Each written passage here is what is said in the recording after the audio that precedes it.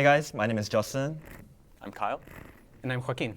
And we're developers on the VS Code team. And one thing I wanted to talk to you guys about today was the integrated browser in VS Code. So something that you guys may not know is that we actually have a browser built in directly to VS Code. And what exactly does that look like? We'll go ahead and show you right now. So there are a couple entry points into the integrated browser. The first one I wanted to show was with a new setting that was actually added. So you can see here, over here, Workbench browser open localhost links. If I do command and click, this will actually open up the integrated browser. The other easy entry point is right here with the command palette. You can see here I have browser, open integrated browser, and that'll do the exact same thing. And it'll open an empty browser here. I can go ahead and paste in my localhost here. The last entry point, let's say your agent had finished cooking and it finally was like, oh, do you want to open this locally hosted site? So I'll just prompt it here. I'll just say start this. And we actually have a built-in tool here, which will go ahead and execute open integrated browser. We don't see it here. That's OK. But yeah, you can see here, well, it wants to run the React app, but that's OK. Yeah, normally we have a tool here that will actually open the integrated browser here. Right now it still says open simple browser, but it should be effectively the same thing. Cool.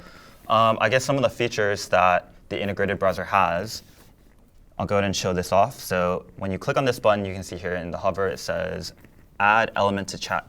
And I'll go ahead and kind of highlight around. And you guys kind of saw this in the video beforehand as well, but you can go ahead and click on a couple different elements, and you can highlight them, and it'll actually add them into chat directly. And what exactly does that look like for the model? This is what was added. We added what the element looked like, an HTML path to the element, a couple of the attributes related to that element, all the computed styles that we get. Obviously, you can see here there's a lot. There is the outer HTML. This is also kind of a lot, but it kind of just shows the entire path, the entire element, everything inside of it. And lastly, all of the matched CSS that we're grabbing. And one really cool thing is, obviously, this isn't super readable for, I don't know, for me or you, but if I go ahead and hover over this, there's a little bit of a more readable UI that you can see. It'll highlight some of the key computed styles. You can see here it's display flex. It has no margin. It has some padding, some of the main colors, as well as a little bit of a more readable HTML path, as well as all the inner text. So another interesting thing with this is I have a couple of settings here. So if you go here and look up add elements, so right here you can see I can choose to disable attaching CSS or disabling attaching the image. So when I selected that element, actually, it attached an image. And that's just an image of the element that can potentially help the model with figuring out what exactly it looks like at the moment. So let's disable these and show off what that looks like. I'll select the same element. And you can see here, it just added this element here. And we don't have any CSS attached anymore. So that's just to kind of help you with your customization if you want to fine tune and just only give it HTML and only give it some of the more specific information. So to kind of show off this in action, one of the demos I like showing off, I'll go and re-enable both of these. A really basic demo I can show off is, let's say I click on this. There's the hero element, once again, kind of going over the hover. You can see here, it's a pretty large section. It's got some attributes there. Here's the HTML path. I want to change this to a different image. So let's just say change this hero image to the in-game background. And that's just an image that I already have here in the workspace, I believe. We'll give that a second. I literally said give it a second, and that was the spinning text that was showing up. But cool, looks like it wants to do some searching. And I guess while that goes, another cool feature that we have with this is you can actually access the DevTools. So you can click here, and it's as if it was in any regular external browser. You can go here, you can click, you can select a couple elements, look at them, look at the computed CSS, the styles, the layout, et cetera, et cetera. So network performance, everything, it's all here. And the reason we have this is because we're using Chrome DevTools protocols behind the scenes. And look at that, it ended up changing the background for us. very nicely. You can see all the context that we gave it. Once again, you have this hover as well as this image here, so it knows exactly what it's looking at. The last one to show off here is this button here in the middle. And let's say, so at the moment, I click Add to Cart. You can see here nothing actually works. You can see here there were actually a couple of errors, so I'll paste those in chat. This button actually does add console logs to chat. So I think I clicked it twice, but now you can see here there are a bunch of logs in chat now. And that's something that we're going to use before I pass it off to Joaquin. So we see that we have some errors there. I want to go ahead and click on this button. And yeah, maybe implement the cart page. At the moment, when I click on the Add to Cart button, nothing works. Yeah, so I'll send that off. It has all the context. We'll let it cook, and I'll go ahead and pass it off to Joaquin to talk about it some more. Thanks, Justin. So while that is running, let me talk through some of the technical aspects of this browser. So some people might have noticed that there was already an existing in-product browser within VS Code even last year. However, that browser had many limitations that we have overcome in this new version. So one of them was that the old browser, there were several pages that would show up just blank. You would go to bing.com, google.com, and it would just show a blank page. And the reason for that is that the old browser was based on iframe, and certain pages, like Bing, don't allow to be embedded within an iframe. So whenever you try, it just doesn't render at all. We have overcome that, and we can see that we can open Bing just fine in the new experience. Another issue in the old version of the browser was that you couldn't have auth flows like OAuth and so on. Those were broken, and those you can think it's important if you're building a local site and it has these social logins with your Microsoft account, with your GitHub account, or et cetera, and you want to be able to have that working, right, as you're developing. So now you can see that we have that working. Here I'm logged in to Bing, and you can also see, for example, if I go to GitHub, that I'm also logged in there. So this new browser, instead of iframes, we've actually implemented it using the same technology that's used behind a regular browser tab, right, in a regular browser. And so that not only allows us to have this increased compatibility with these sites that we have seen, but it also gives us more control in terms of the pages, in terms of the storage, and in terms of the isolation, right? So here, by default, whenever let's say that we create an entire new VS Code window and open integrated browser there, you will see that I'm still signed in there.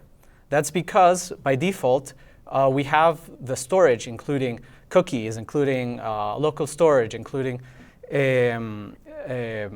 cache, right? It's scoped to the entire VS Code, it's global. However, we can change that. If we open here the browser settings, we're able to set that either to global, which is the default, as I have shown, or you can scope it to your workspace so that only browsers within the same workspace are sharing all of this same browsing data. You can also set it to ephemeral, in which case each browser view will be independent of each other, will not have access to each other's browsing data. Now, in addition to that, you can go and clear the storage here, which is similar to in a regular browser when you clear the browsing data, and it will get rid of it, and it specifies the scope, which is the one that we set in the settings. Now, I wanted to go back here, and I wanted to show some additional features we have added to the browser. So we've worked to make the browsing experience a familiar one. So in addition to the features that Justin has mentioned that are AI enabled, we've also brought some features that are common to browsers, as for example the DevTools that Justin has walked through. But we also have find in page. Let's say we go here. You can Control F, and then your computer, and it will work as expected. We've also brought some of the keyboard shortcuts that you may be familiar from your regular browser so that you can use them here, like Control F, as I mentioned. Let's go to this contact page. The usual, editing, like you can copy, paste, cut, you can select all of your typical ones.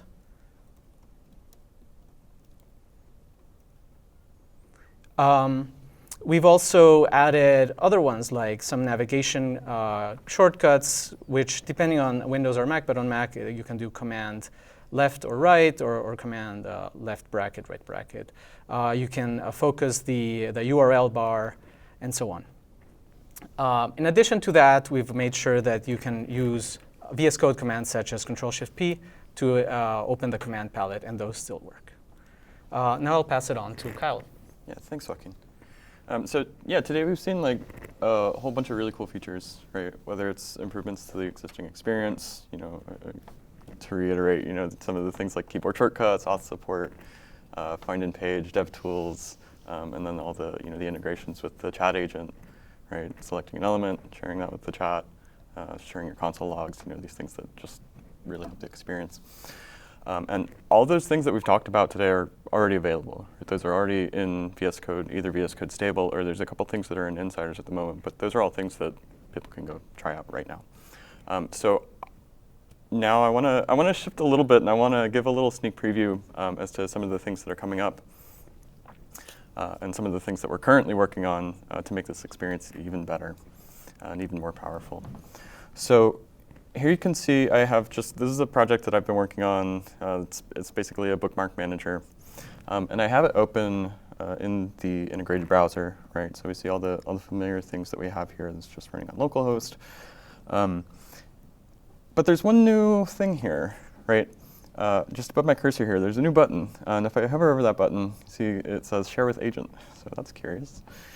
So if I click that, a couple things change, right? The button changes to say it's sharing with the agent now, and you can see this like border around the, my page here to indicate, hey, the agent's here too, right? I'm sharing this page with the agent. So what can I do with that? Well, let's find out. So I want to give it just something very general. Let's just say, try out the app and see if you can find some bugs. Good enough. So the agent will start working here, and pretty shortly we should see that it has access to the browser tab. It's going to see if the watch task is running, which it is already running.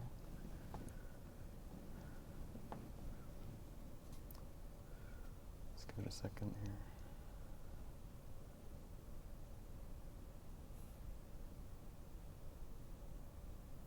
I'm going to try it again. Try the app. It's an empty session, right? Yeah. Yeah. All right. There you go. I'm not sure what happened there. No, I don't want you to run the watch task. I want you to look at my browser. Right, so now that we're here, we can see that it can see the browser content, right? So it could read the page content. It can see my bookmark manager app. It's loaded with some sections and a bunch of bookmarks. And furthermore, it can start interacting with it, right? So it can click things. It can type text. It might do a search here, right? It can do right clicks, test outs, like all the functionality here.